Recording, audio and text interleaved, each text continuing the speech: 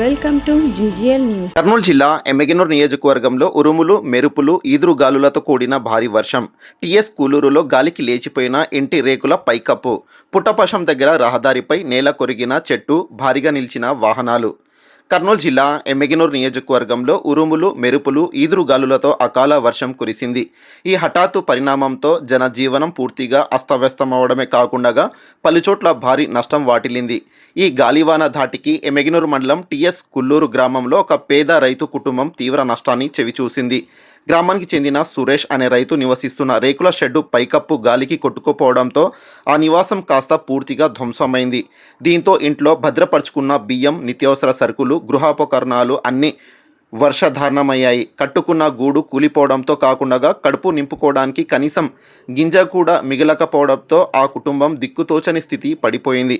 ప్రభుత్వం తక్షణమే స్పందించి తమను ఆర్థికంగా ఆదుకోవాలని బాధిత రైతు కోరాడు. మరోవైపు ఈదురుగాలులు తీవ్రతకు గోనెగండ్ల మండలం పుట్టపశం సమీపంలో కర్నూలు ఎమ్మెగనూరు ప్రధాన రహదారిపై ఒక వృక్షం నేల కొరిగింది. దీంతో ఊహించని ప్రమాదంలో ఆ మార్గం రవాణా వ్యవస్థ స్తంభించిపోయింది.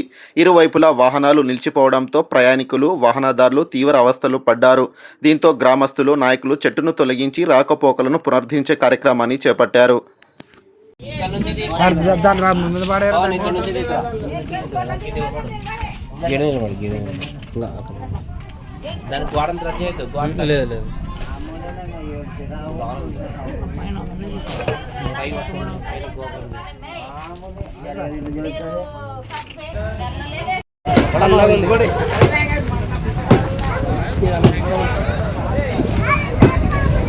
तरकारी में कौन तरकारी